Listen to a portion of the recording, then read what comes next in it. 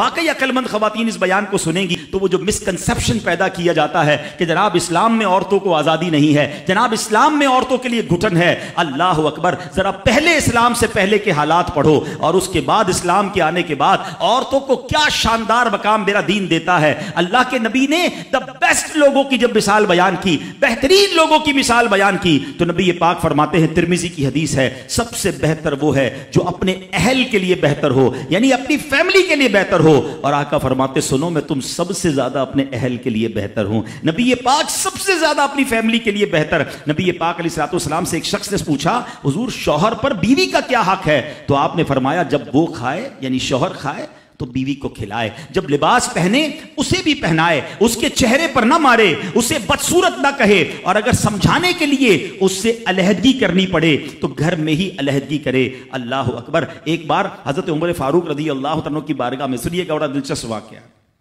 سیدنا عمر فاروق کا کتنا بڑا نام ہے، آپ کے جلال کی، آپ کی عدالت کی مثالیں دی جاتی ہیں، بڑے بڑے لوگ آپ کے سامنے تھر تھر کانپتے تھے۔ آپ کا گھر میں انداز کیا تھا کہ ایک شخص آیا کہ میں حضرت عمر کے پاس جاؤں اور بتاؤں میری بیوی جو ہے مجھ سے اس طرح بات کرتی ہے، اور میرا وہ انداز نہیں ہوتا جو شوہر کے سامنے ہونا چاہیے، ہوتا ہے گھروں میں ہو جاتا ہے۔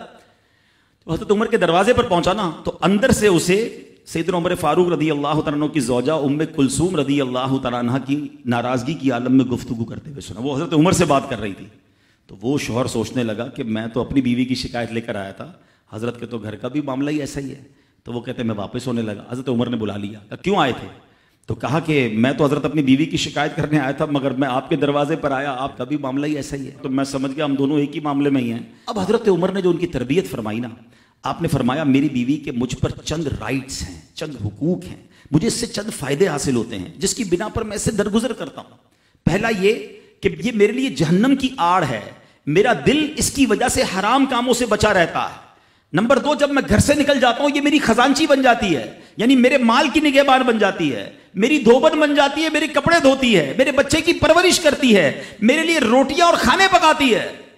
تو وہ شخص کہتا ہے یہ سارے فائدے تو مجھے بھی اپنی بیوی سے حاصل ہیں، تو میں تو کبھی درگزر سے کام نہیں لیتا، وہ مجھے کہتی میں اسے لڑنا شروع کر دیتا ہوں۔ کہتا آج آپ کی بات سے نصیحت مل گئی، اب میں اپنی بیوی کی چھوٹی موٹی باتوں کو میں بھی درگزر کر دوں گا۔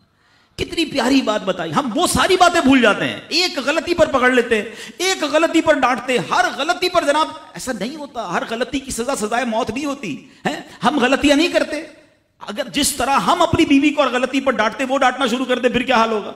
تو ایسا نہ کرے، وہ بھی دل رکھتی ہے، ہم نے کسی انسان سے شادی کی ہے، کمپیوٹر سے نہیں کی، ٹھیک ہے نا؟ تو کمپیوٹر بھی آج کل وائرس آ جاتا ہے، تو وہ تو انسان ہے، غلطی ہو گئی، کوئی بات نہیں۔